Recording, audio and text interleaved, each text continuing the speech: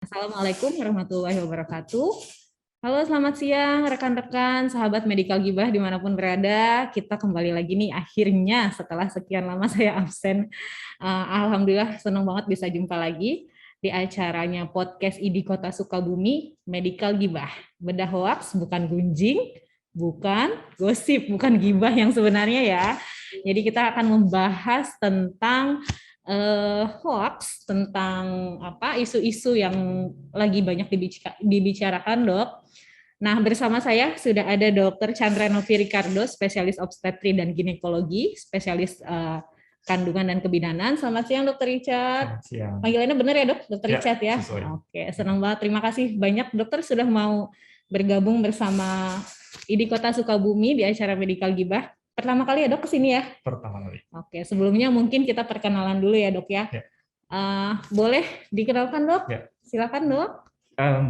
Perkenalkan, nama saya, nama lengkap Chandra Novi Ricardo Sibarani, lebih banyak dikenal atau lebih sering dipanggil dengan Richard ya. Tempat saya bertugas di Rumah Sakit Bunut, kemudian di Rumah Sakit Kartika dan Rumah Sakit Al-Muluk.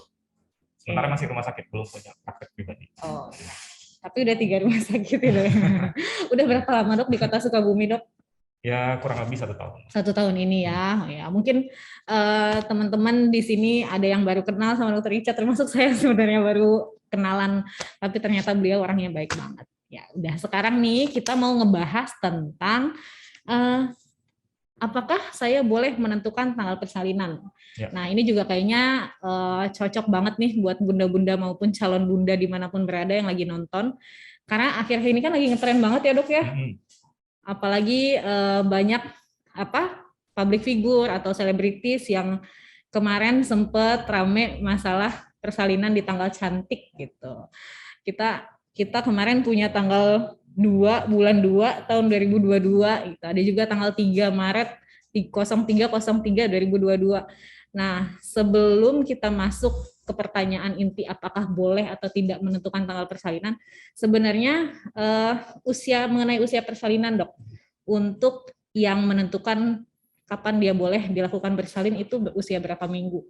Karena kan sebenarnya ini podcastnya untuk masyarakat umum nih, Dok, ditontonnya. Jadi mungkin dijelaskan dulu sama Dr. Richard untuk usia persalinan yang baiknya itu. Ya, sebelum saya jawab pertanyaan tadi berapa usia kehamilan yang boleh di request lah ya untuk meminta tanggal persalinan, mungkin saya sampaikan dulu banyak dari pengalaman saya, banyak pasien-pasien yang meminta tanggal persalinan itu karena berbagai alasan ya. Tadi mungkin salah satunya yang disampaikan oleh Dr. Kiki, salah satunya adalah tanggal cantik. Ya. Kemudian pengen nih anak yang pertama dengan anak yang kedua hari ulang tahunnya sama. Oh ya, atau sama bapak ibunya ya pengen sama. Kemudian di hari-hari tertentu, misalnya hari kemerdekaan atau di bulan suci Ramadan atau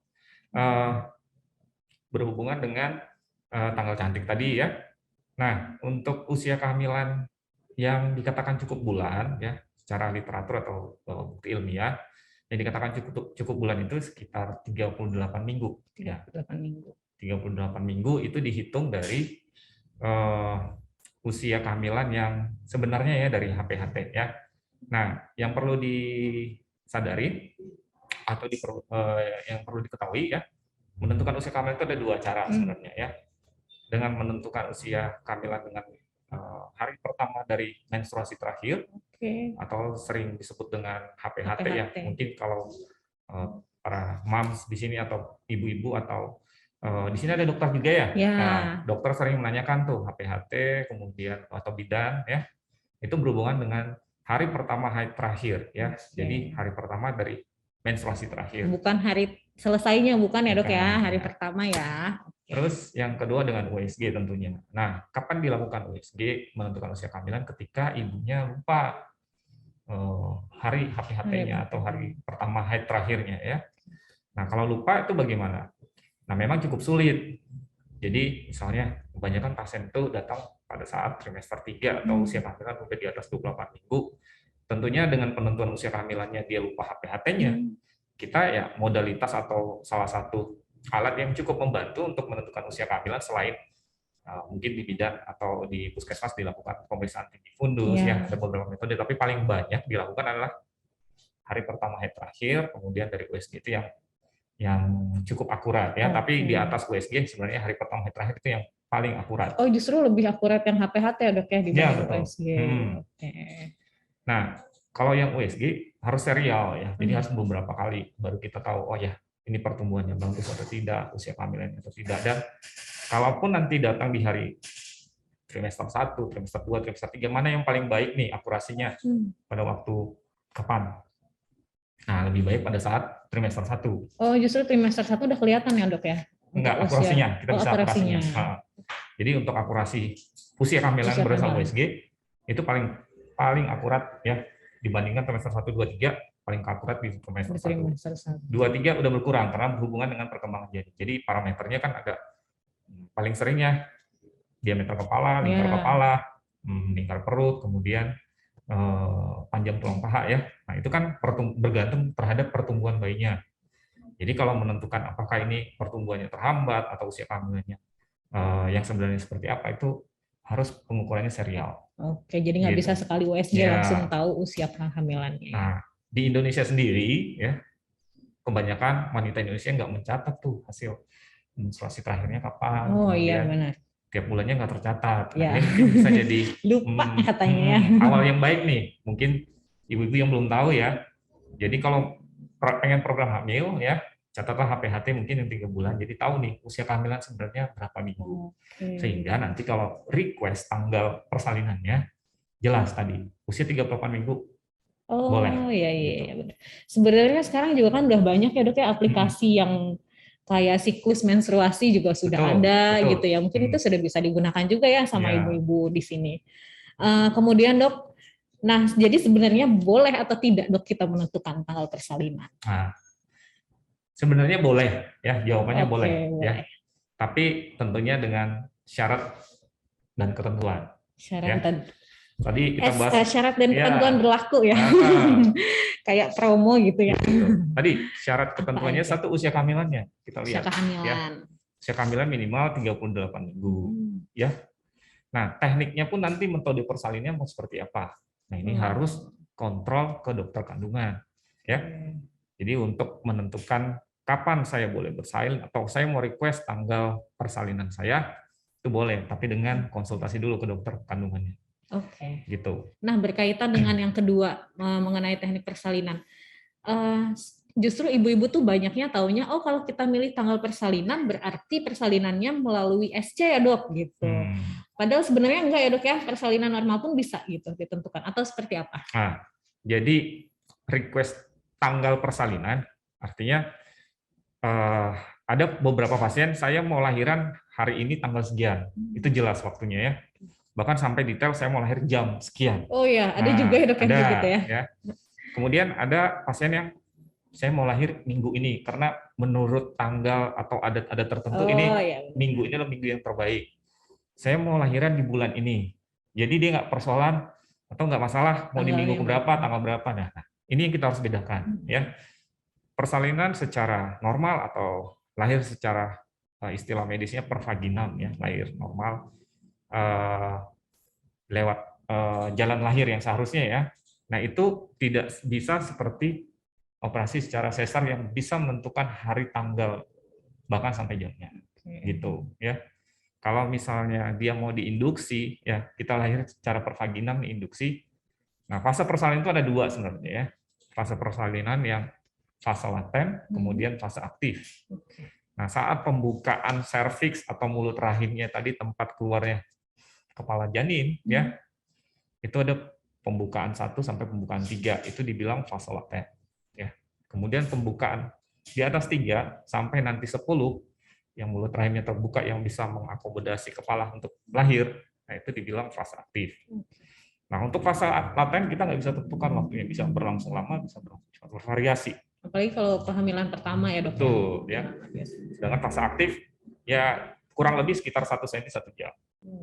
Jadi kita buat contoh misalnya ya, pasien pembukaan 5 ya. Jadi kita bisa kira-kira mungkin pembukaan 5 sekitar jam 5 sore ya. Kemudian kira-kira dengan 1 cm 1 jam ya perkiraan kurang lebih jam 11 mungkin sudah lahir bila persalinannya lancar. Artinya kontraksinya kuat ya. itu bisa kita prediksi sekitar jam 11. Nah, kalau misalnya fase laten tadi nggak prediksi, jadi kalau dikatakan persalinan pervaginam atau yang diinduksi, kita mungkin butuh waktu yang lebih tidak sejelas yang seksio cesarea, hari, tanggal, jamnya bahkan gitu. Nah, kalau misalnya persalinan dengan seksio, ya, nah itu bisa kita tentukan hari, tanggal, ya. Kemudian bahkan bisa sampai jamnya, kira-kira seperti itu. Ya, perkiraan jamnya siang, pagi, atau malam. Itu nanti dikonsultasikan ke dokter. Jadi intinya mah tetap bisa secara pervaginam pun bisa ya dok ya kalau kita mau milih tanggal. Cuman tetap harus diperhatikan usia kehamilan ya ibu-ibu gitu ya. Kalau seandainya ada yang request tapi dia usia kehamilannya belum masuk ke 38, misalnya 36 atau 37, itu bagaimana dok? Request maksudnya pernah ada nggak gitu? Di tanggal tersebut. Pengen tanggal cantik tapi usia kehamilannya di tanggal tersebut itu masih prematur lah kita bilangnya, dikatakan cukup bulan atau aterom ya istilahnya 38 minggu ya. Nah, sebaiknya sih ditunda dulu ya, walaupun secara perkembangan paru-paru janin itu sudah cukup matang ya. Perkembangan paru-paru itu di 34 minggu udah cukup matang ya. Tapi lebih baik ini kita bicara literatur atau bukti ilmiah, 38 minggu tuh udah menjadi standar untuk cukup bulan. Jadi lebih baik ditunggu saja sampai 38 minggu. Sabar ya, daripada banyak komplikasi sama janin dan ibunya gitu ya. Jadi tetap yang harus diutamakan adalah apa istilahnya pendapat dari dokternya gitu ya. Nggak bisa kita memaksakan maunya tanggal segini tapi bayinya masih prematur karena kondisinya pasti belum baik gitu untuk bayinya. Nah, kalau kapan kira-kira dok bisa kita mulai menentukan tanggal persalinan? Mulai dari usia kehamilan ke berapa? Apakah dari awal sejak hamil, dok saya mau tanggal segini gitu, atau ada beberapa bulan sebelum persalinan? Trimester 3 sebenarnya sudah bisa. Ya, trimester 3. Tapi tadi kan syaratnya cukup bulan ya. Kemudian yang kedua adalah kondisi ibu dan janin tentunya baik ya. Jadi tidak ada kontraindikasi untuk dilakukan menunda persalinan atau penentuan tanggal kapan persalinan tersebut. Misalnya seperti ini. Pasien dengan hipertensi ya atau darah tinggi ya. Boleh nggak request nanti tanggal sekian yang usia kehamilannya 39 minggu atau lebih ya. Nah, padahal dia kondisinya nggak bagus nih, hipertensi ya, atau preeklamsi berat misalnya. Kita tahu sedangkan preeklamsi berat itu bisa berhubungan dengan kehamilan tersebut. Obat satu-satunya melahirkan atau terminasi kehamilan ya. Nah, itu yang harus dipertimbangkan. Jadi itu menjadi syarat dan ketentuan ya. Yang kedua kondisi ibu dan janin baik. Gitu. Tidak ada yang mengharuskan segera dilahirkan atau kontraindikasi untuk ditunda. Jadi baiknya kalau buat ibu-ibu yang mau menentukan tanggal persalinan, tahan dulu, jangan dari awal kehamilan udah nentuin mau tanggal berapa gitu ya. Nanti setelah masuk trimester 3 nih baru bisa diperkirakan maunya tanggal berapa. Nah, kalau mungkin pengalaman dokter Richard sendiri dok, sudah pernahkah mendapat yang request yang aneh-aneh atau ada cerita apa dok mengenai request tanggal persalinan ini? Iya, tadi yang saya cerita di awal, banyak pasien yang minta tanggal persalinan itu berhubungan dengan tanggal cantik, ya. Kemudian yang kedua yang paling banyak itu berhubungan dengan feng shui lah kali ya, dibilang feng shui bulan apa, minggu keberapa, dan lain-lain ya. Ada beberapa memang ya. Yang kemarin tuh yang fenomenal ya tanggal 20 bulan 2 2022. Aduh, itu ulang tahun saya. Tanggal 2 bulan, tanggal 20 apa tanggal 20? Tanggal 20 bulan 2. Ya. Kayaknya request juga orang tua saya ya. Nah, di situ banyak pasien yang memang yang request ya. Tapi rata-rata yang kita sudah menentukan jenis persalinannya seperti apa dari awal. Misalnya dia bekas operasi 2 kali, kemudian dalam proses antenatal care atau kunjungan kontrol kehamilan ya, ternyata posisinya letak lintang yang nggak berubah-berubah ya. Kemudian kita bisa tentukan tanggal persalinannya, tanggal berapa, dan kebetulan jatuhnya di 38 minggu atau cukup bulannya memenuhi tuh tadi syarat pertama usia kehamilannya 38 minggu tanggal 2 ataupun tanggal 20 kemarin gitu. Oh, ya. Ramai dok kemarin dok waktu tanggal 2 SC. Iya lumayan. Lumayan ya. Berarti kalau kayak gitu masuknya nggak sito ya dok ya? Enggak, Elektif perencana. ya, perencana. Nah, oh ya, saya belum ngingetin buat teman-teman yang udah gabung baik di Instagram Live maupun di Zoom. Teman-teman boleh bertanya loh langsung sama Dr. Richard. Silakan, boleh diketik aja pertanyaannya, nanti akan saya bacakan. Oke, kita lanjut lagi. Apa lagi ya dok ya? Biasanya mengenai tanggal persalinan ini ya. Ini yang mau saya sampaikan. Kalau misalnya pasiennya tidak anak pertama, kemudian tidak ada riwayat operasi ataupun memang tidak ada indikasi untuk dilahirkan secara sesar misalnya ya. Nah, dia request nih tanggal persalinan. Nah, alasan requestnya ya tadi ya dengan berbagai pertimbangan dan lain-lain, dia pengen nih tanggal tertentu itu. Nah, metode persalinan tadi kan saya sampaikan di awal tuh, kalau untuk tanggal dan tanggalnya, kemudian jamnya, harinya, itu kan metodenya yang bisa menentukan tuh dengan persalinan dengan cara sesar ya. Nah, kalau yang pervaginam kita mengira-ngira saja ya, mungkin butuh bisa sehari 2 hari, jadi tidak ada yang pasti ya. Nah, boleh nggak atas permintaan sendiri sesar ya? Itu pertanyaannya.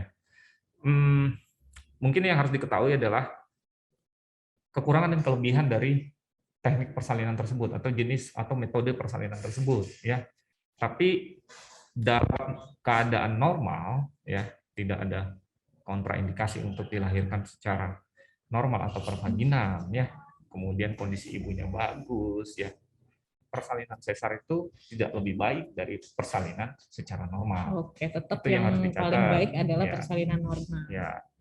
Terus pertanyaannya, tapi boleh nggak saya meminta untuk dilahirkan secara sesar ya?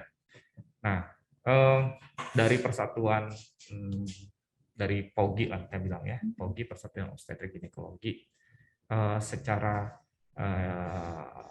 legalitas kita bilang ya, boleh nggak saya pasien kita setuju untuk dilakukan secara operasi sesar ya, boleh nggak? Ya, dengan catatan pasien sudah mengetahui kelebihan dan kekurangan dari metode tersebut dan secara sadar memutuskan untuk meminta persalinan dengan cara sesar gitu. Jadi harus tahu dulu nih, harus benar-benar pasiennya mengerti kelebihan dan kekurangan dari teknik persalinan gitu. Biasanya juga ibu-ibu kan emang banyaknya saya pengennya normal dulu dok, saya pengen kalau bisa normal aja gitu ya. Tapi kalau untuk menentukan tanggal persalinan kalau normal memang agak sulit ya dok ya. Kalau misalnya kalau minggu bisa kalau minggu kalau minggu kira-kira saya mau lahir di minggu ketiga gitu ya. Senin, Selasa, Rabu itu bisa cara pagi. Tapi kalau misalnya tanggal sekian jam sekian, nah itu lebih teknik persalinan ini ya sesar. Gitu. Kalau sudah ada yang tanggal fixnya gitu ya. Ya betul. Kalau misalnya dia kekeh mau normal, dok saya mau hari ini juga gitu. Misalnya udah masuk 38, saya mau hari ini juga dok, tapi saya maunya normal. Kira-kira bisa nggak dok? Apakah bisa melalui induksi atau seperti apa?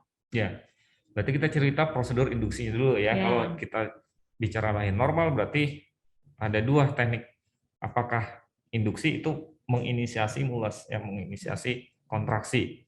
Kemudian pada saat induksi ada pembukaan, kita akselerasi, dipercepat tuh. Nah, induksi ini kan menggunakan bisa banyak, ada beberapa metode ya, bisa dengan obat-obatan, bisa dengan mekanik ataupun dengan alat ya. Nah, paling sering sih banyak dilakukan dengan obat-obatan. Nah, respon setiap orang tentunya berbeda dengan obat-obatan ya. Nah, secara protokol sebenarnya sudah ada berapa dosisnya, kemudian berapa pengulangannya ya. Nah, untuk menentukan hari persalinan di hari yang dia pengen dengan teknik persalinan dengan induksi, itu bukan tidak mungkin, tapi sangat-sangat tingkat akurasinya sangat rendah lah kita bilang gitu ya. Jadi misalnya kita induksi sekarang, kita perkirakan nanti malam bisa lahir nggak kira-kira, itu akurasinya. Kecuali responnya bagus nih ya, induksi, akselerasi, ternyata responnya bagus-bagus, ya sangat sulit diprediksi secara pasti lah intinya kalau dia lahir secara provaginal. Karena sebenarnya walaupun sudah diinduksi ada beberapa kasus yang tidak respon ya, tidak maju pembukaannya gitu ya dok ya. Oke. Kalau untuk risikonya sendiri dok, ada nggak dok risiko kalau kita menentukan tanggal persalinan? Apa yang harus disiapkan sama ibu-ibu nih? Harus tahu nih sebelum menentukan tanggal persalinan pasti dong ada risiko ya dok ya, baik itu untuk janin maupun untuk ibunya. Ya. Satu, kalau risiko berarti bicara tentang teknik persalinannya. Yang pertama kalau dia sesar, berarti kita berhadapan dengan risiko tindakannya apa ya? Risiko dari tindakan sesar bisa perdarahan. Kemudian pada saat setelah operasi pun bisa tetap terjadi perdarahan, luka lebih lama penyembuhannya dibandingkan persalinan normal ya, lukanya ya. Kemudian nyerinya pun lebih lama yang dirasakan ya. Belum lagi nanti risiko bekas lukanya bisa infeksi ya. Itu risiko-risikonya ya. Kemudian yang kedua untuk persalinan secara pervaginal ya. Ya resikonya kita induksi ya, dia mau lahir inisiatifnya mau effort pengennya sih dia mau lahir normal ya dengan induksi. Tapi ketika gagal ujung-ujungnya akan operasi juga gitu. Iya, itu harus dipertimbangkan ya, Ya. kalau untuk yang normal ya dok ya. Ya. Nah, kalau untuk perbandingannya, ada nggak sih perbedaan resiko antara mereka yang menentukan tanggal persalinan sama yang tidak request, saya mau ngikutin aja gitu, sesuai dengan waktunya, atau sama aja kalau untuk resiko menurut? Jadi sebenarnya proses persalinan itu kan sebenarnya hal yang normal ya. Jadi dari zaman dulu sebelum dunia kedokteran berkembang, wanita pasti akan mengalami proses persalinan tersebut ya, itu adalah hal yang normal. Tapi kecuali dalam kasus tertentu ada kelainan, itu beda lagi ceritanya ya.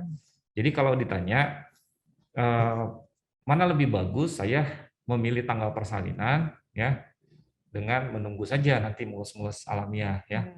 Kalau begitu ya jawabannya yang menunggu saja ya. Jadi yang alami tetap yang paling baik ya, karena efek tadi yang saya bilang. Kalau diinduksi bisa gagal induksi ya. Responnya bisa berlebihan, justru ujung-ujungnya bisa operasi ya. Jadi lebih bagus yang alamiah. Oke, kalau gitu. Nah, ini mungkin yang banyak jadi pertanyaan, dok. Sistem kesehatan di kita ini kan sudah BPJS banyakan ya pasiennya. Bisa nggak kalau pasien-pasien BPJS ini yang request tanggal persalinan? Misalnya dia memang sudah ada riwayat SC 1 kali. Nah, anak yang kedua kan biasanya suka disarankan untuk SC juga. Dia mau request tanggal gitu, tapi pakai BPJS, pasien BPJS gitu lah. Dalam kasus-kasus tertentu ada yang ditanggung BPJS ya. Kalau dia benar diagnosanya dan indikasi klinisnya ada. Kita bicara tentang bekas operasi 2 kali ya. Ya memang nggak mau dia harus operasi kembali ya. Berbeda kalau atas permintaan sendiri. Nah, itu belum ada regulasinya dari BPJS ya, atas permintaan sendiri belum ada ya. Artinya tidak ada indikasi klinis. Kemudian dia minta tanggal operasi, tanggal cantik misalnya ya. Tapi kalau ada indikasi klinis, bekas operasi 2 kali, kemudian letak lintang dan lain-lain, itu bisa masuk atau ditanggung oleh BPJS. Tetap harus ada indikasi dulu. Betul, ya, balik-balik. Nggak bisa ujuk-ujuk, dok saya mau lahir tanggal segini dok, anak pertama, nggak ada komplikasi apa-apa gitu. Ya, tetap harus melalui pemeriksaan dulu ya dok ya. Untuk pemeriksaannya yang penunjangnya apakah hanya USG saja atau ada perlu pemeriksaan yang lain-lain lagi dok? Kalau kita mau menentukan tanggal persalinan gitu. Ada syarat-syarat yang lain. Yang tadi patokannya ya, usia kehamilannya harus jelas dulu. Nah, itu syarat utamanya. Usia kehamilannya jelas, artinya paling akurat itu dari menstruasi terakhir ya, hari pertama menstruasi terakhir. Kalau ibunya nggak yakin, jarang kontrol kehamilan, ya mungkin kita alat bantunya dengan USG ya. USG pun memiliki kekurangan. Ketika dia sudah trimester 3, akurasinya sudah menurun ya. Jadi mungkin yang paling mendekatin saja atau dilebihkan. Misalnya usia kehamilannya 36 minggu ya. Perkiraan dari ibunya 36 minggu, tapi itu perkira-kiraan, itu belum yakin juga karena menstruasi terakhirnya nggak jelas. Ternyata dari USG 34 minggu misalnya ya, 34 minggu. Nah, tadi kan saya bilang untuk menentukan usia kehamilan, untuk menentukan tanggal persalinan itu di trimester akhir ya, 36 minggu dia datang ke dokter, dok saya mau request tanggal sekian kan udah 38 minggu nih.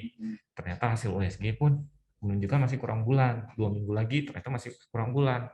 Nah, itu mungkin harus dikonsultasikan ke dokternya, memilih tanggal yang bagus, ya, yang sesuai yang diharapkan pasiennya, sama tanpa mengorbankan dari usia kehamilannya tadi yang syaratnya 38 minggu. Ya, itu harus pemeriksaannya serial.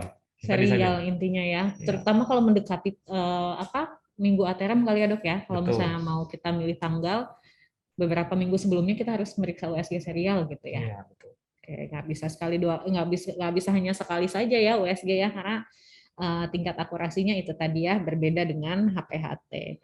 Nah ini ada contoh kasus dok ya. Oh, mungkin ini pertanyaan agak di luar topik, boleh nggak dok? Boleh. Ya, kayaknya kita membahas tanggal persalinan udah cukup jelas ya. Intinya adalah usia kehamilan dan yang satu lagi metode persalinannya gitu. Jadi silakan buat bunda-bunda yang masih bingung mengenai tanggal persalinan, bolehlah ditanya di sini yuk. Boleh di chat di live IG ID Kota Sukabumi atau boleh langsung chat di kolom chat Zoom kita. Nah ini ada yang bertanya, dok, ini saya tensinya tinggi 160/100, usianya 30 tahun, kehamilan yang pertama dan tidak ada riwayat hipertensi sebelumnya. Usia kehamilannya saat ini 35 minggu, kemudian ada bengkak dan ada proteinuria positif 1. Apa boleh saya langsung aja minta di SC di tanggal tertentu, dok? Ya, sebenarnya dengan tensi segitu harus segera ke rumah sakit ya. Apalagi ada proteinuria positif 1, ini udah masuk ke dalam kriteria penyakit preeklamsi berat ya. Tensinya di atas atau sama dengan 160, kemudian disertai dengan ada proteinuri. Nah, tadi yang saya katakan dengan usia tadi 35 minggu 35 ya. Minggu 35 minggu. Sebenarnya secara perkembangan bayi, paru-paru bayi itu udah matang 34 minggu ya. Nah, pertanyaannya, yakin nggak ini 35 minggu? Oh iya. Ya. Kalau dia yakin 35 minggu dengan menstruasi terakhirnya yakin ya. Nah, secara protokol itu sudah bisa diterminasi, diakhirin ya. Kenapa? Karena indikasi ibunya adalah dia memiliki preeklamsi berat. Kalau ditunggu lebih lama lagi, yang ada merugikan ya.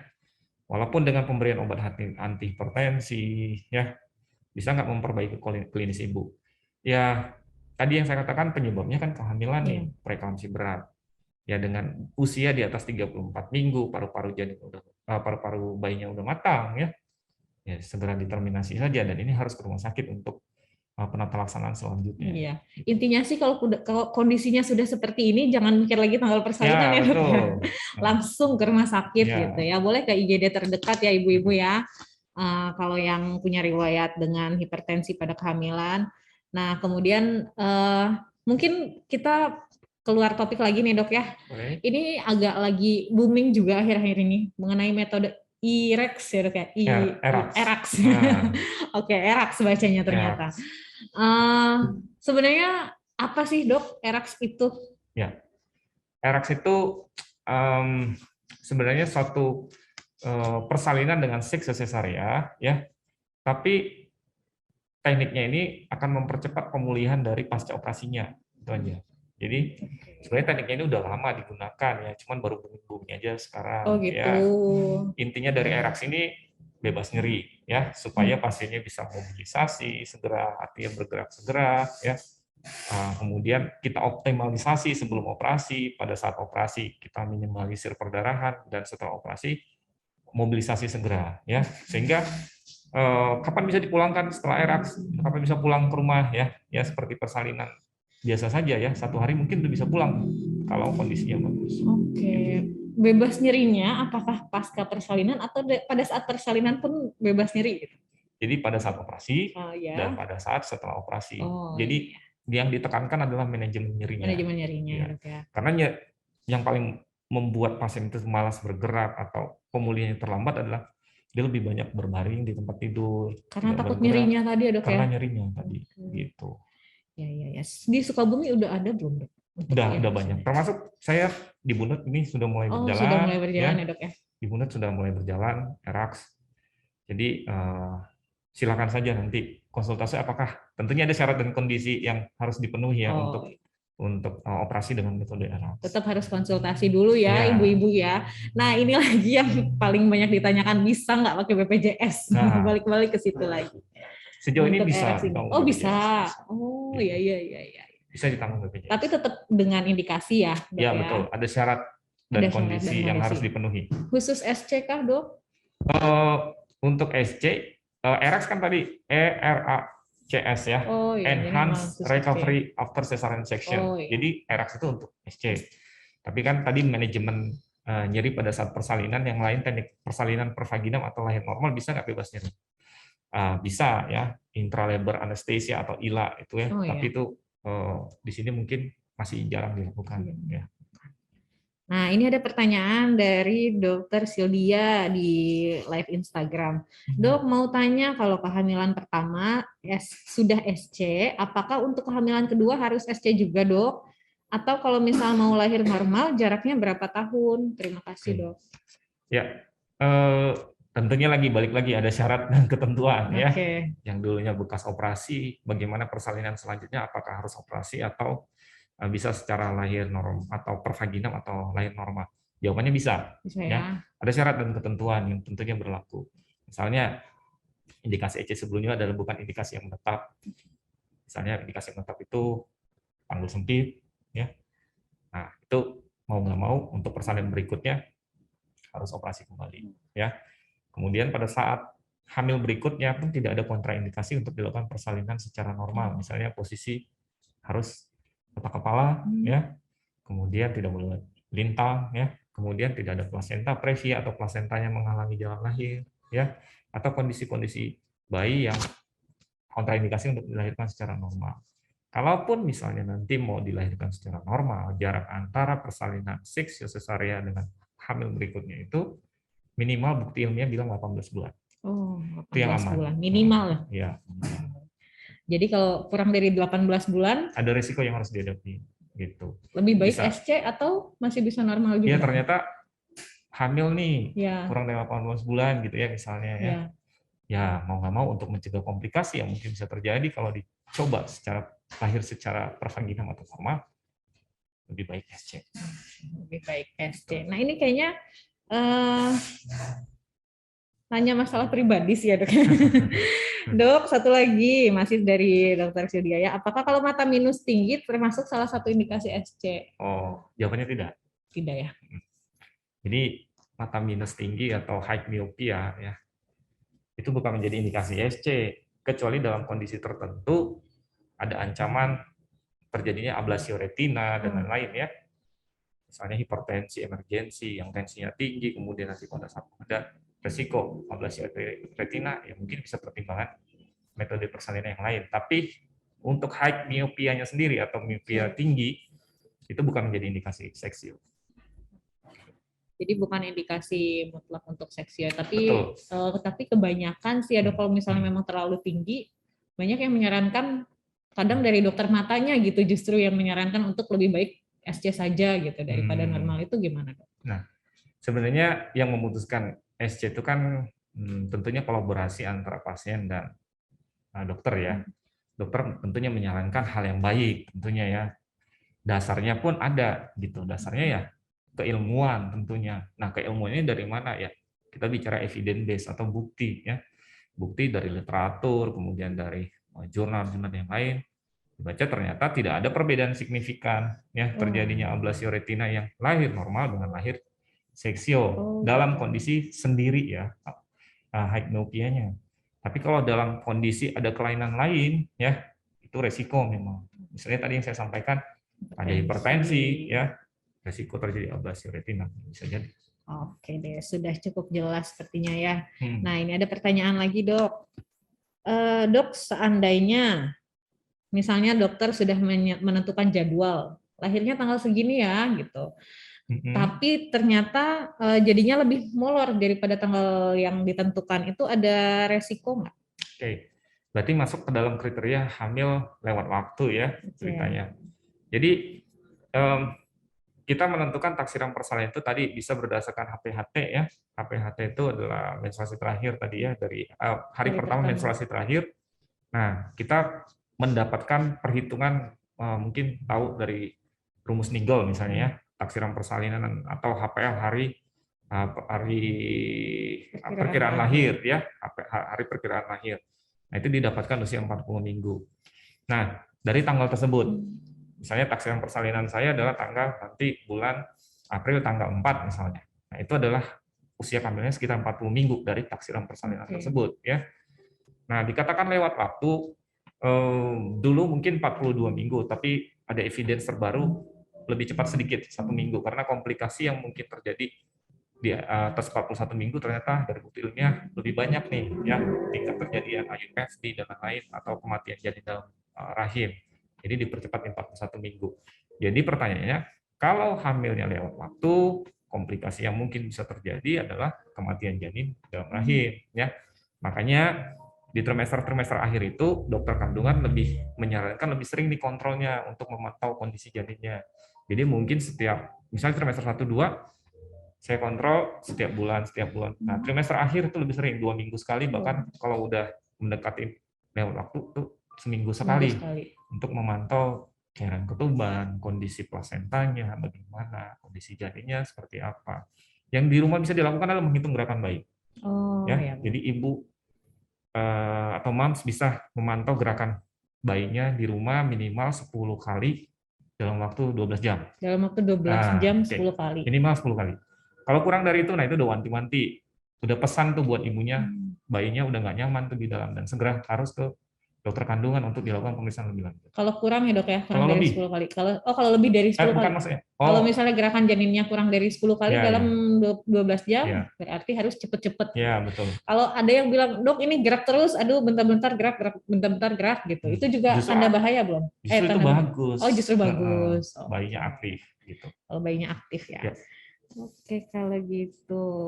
Coba kita lihat lagi ya, ada pertanyaan apa enggak ya. Oh, ini juga ada yang nanya lagi, dok. Dok, bertanya dong, kalau udah usia 40 tahun masih mungkin nggak untuk hamil dan apakah beresiko?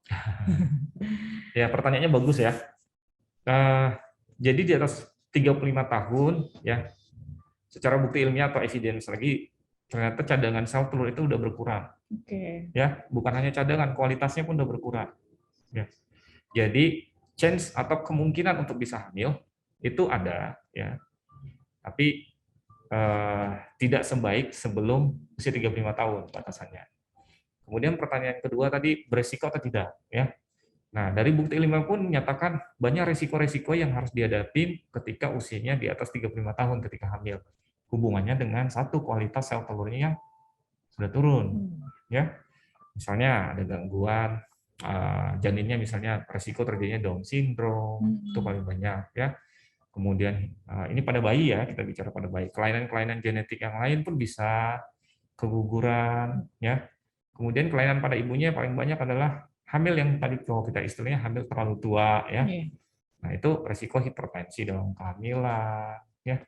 Banyak resiko. Jadi bagaimana untuk menurunkan resiko tersebut? Kalau untuk kualitas sel telur mungkin bisa dibantu dengan meminum suplemen-suplemen yang mendukung kualitas dari sel telur bisa ya.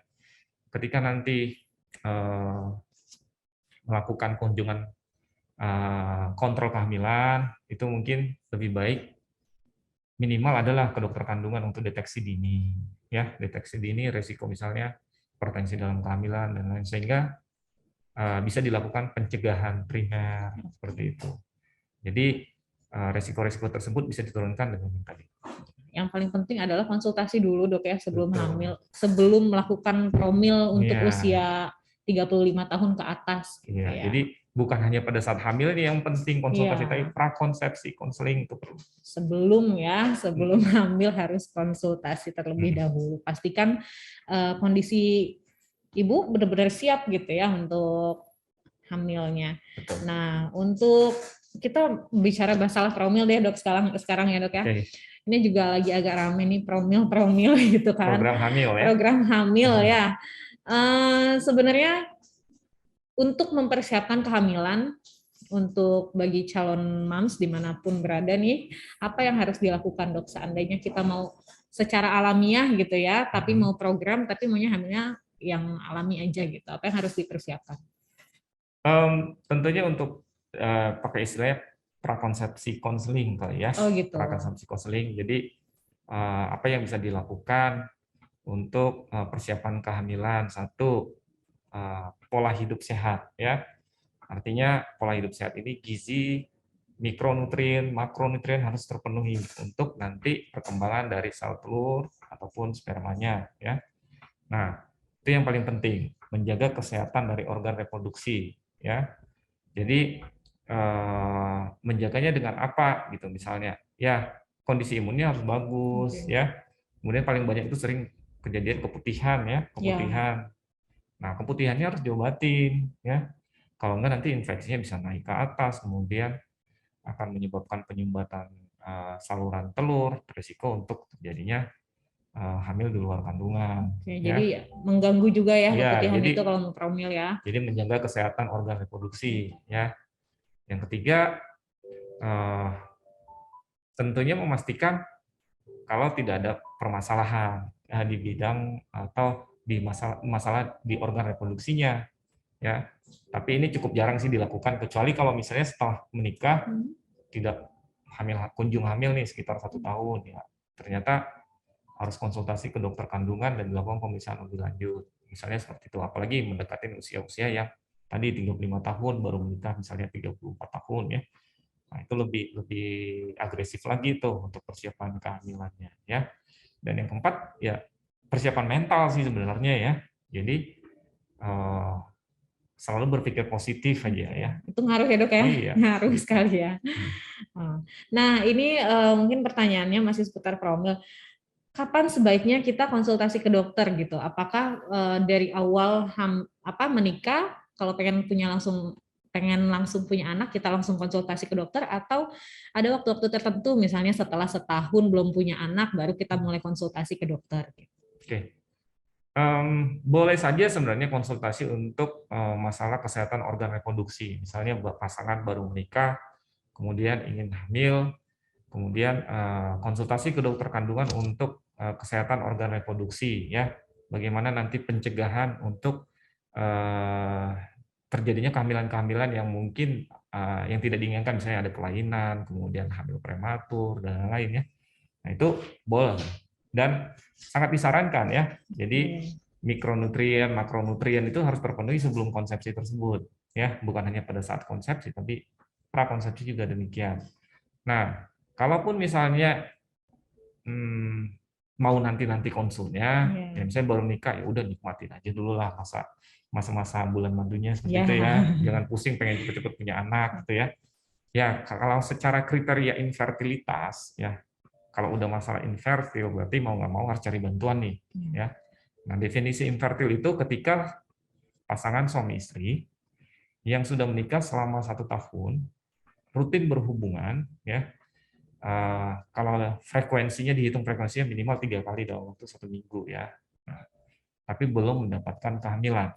Nah, itu mungkin sudah jadi tanda-tanda saya harus cari nih dokter kandungan untuk konsultasi apakah ada permasalahan di bidang organ reproduksi saya. Gitu. Itu yang harus digarisbawahi adalah 1 tahun rutin berhubungan. Artinya kalau yang LDR kan tidak termasuk rutin berhubungan kali ya. LDM. LDM, sorry. LDM. Kalau yang LDM-nya ketemunya 3 bulan sekali, ya betul. 1 tahun belum punya anak juga belum dikatakan infertil gitu, ya, Dok, ya. Oke, jadi kalau yang kira-kira sudah memenuhi kriteria nih, 1 tahun belum juga punya anak, tapi kepengen banget, silakan boleh langsung konsul ke dokter Richard, ya, Dok, ya. Nah, kalau misalnya gini, kalau misalnya belum sampai 1 tahun, ya pengen konsultasi karena merasa ada permasalahan lah di bidang alat kandungannya, ya. Misalnya ini menjadi pesan sih sebenarnya, ya. Kalau misalnya dari pasangan, ya penyebab dari infertilitas paling banyak adalah gangguan ovulasi, ya, gangguan ovulasi. Nah, gejala dari gangguan ovulasi ini adalah siklusnya nggak teratur. Jadi kalau siklusnya nggak teratur, ya, itu lebih baik ke dokter kandungan. Karena selama siklusnya nggak teratur, kemungkinan besar dia nggak subur. Gitu. Jadi bisa ditangani lebih awal tanpa menunggu 1 tahun. Ketika gejala itu ada. Jadi jangan nunggu 1 tahun, siklusnya udah nggak teratur nih dari sejak menikah nggak teratur, nggak teratur. Nah, nggak akan, kemungkinan besar nggak akan hamil kalau siklusnya nggak teratur, karena itu adalah tanda dari siklusnya tidak berovulasi atau tidak subur, Pak. Oke, itu mungkin jadi warning sign, ya, Dok, ya.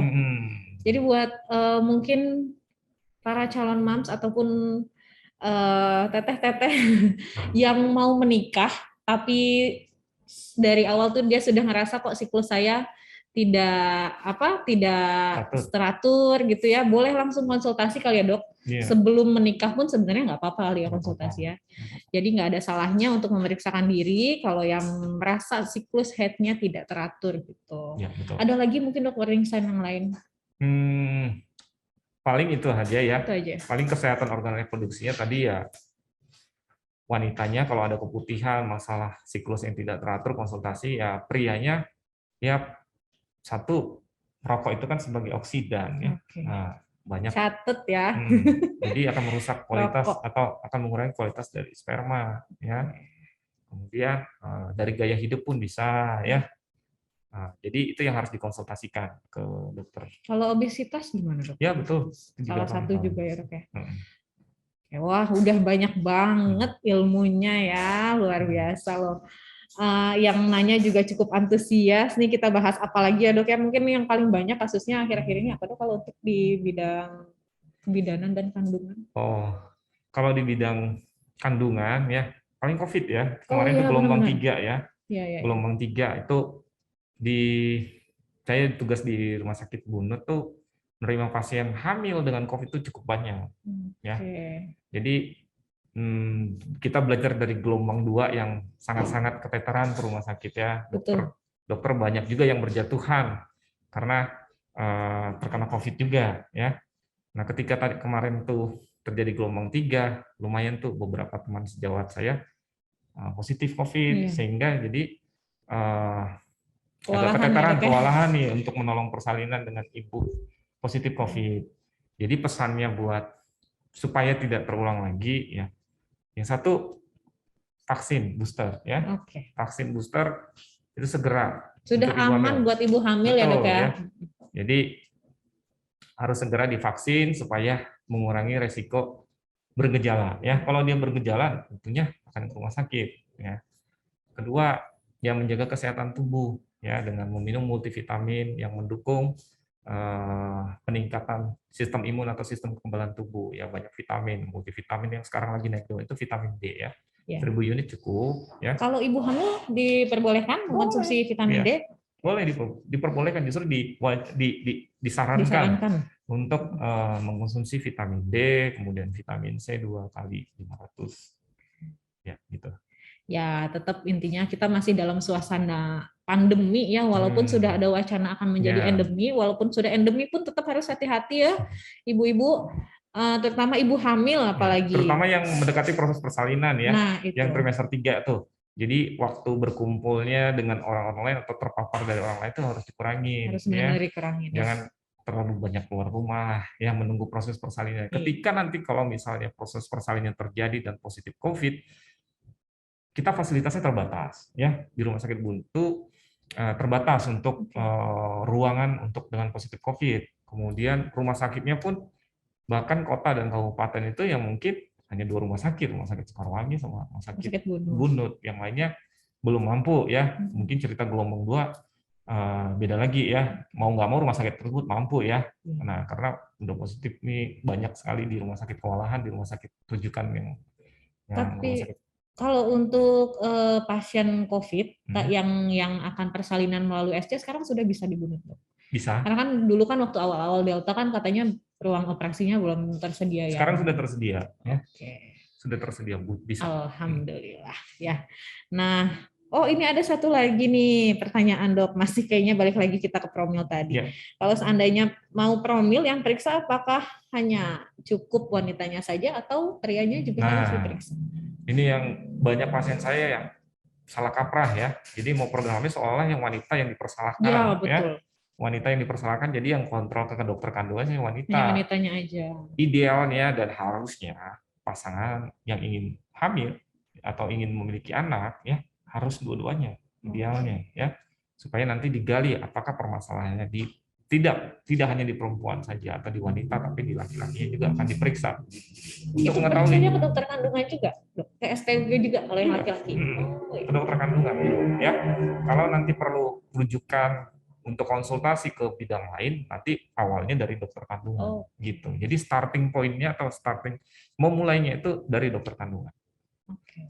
Jadi intinya pokoknya kalau mau promil, mau konsultasi ke dokter kandungan, yang datang nggak boleh wanitanya aja, nggak boleh istrinya aja ya, harus berdua, dua-duanya. Ya, karena kan kita nggak tahu kondisinya seperti apa. Karena paradigmanya kebanyakan yang hamil itu kan perempuan. Kalau dia nggak bisa hamil, dia yang salah nih. Betul. Salah. Padahal belum tentu dari faktor perempuannya. Gitu. Bisa jadi ada masalah pada sperma, kebanyakan kasusnya adalah di kelainan sperma ya dok ya, kalau jumlahnya yang kurang, kelainan bentuk, kelainan gerak, banyak.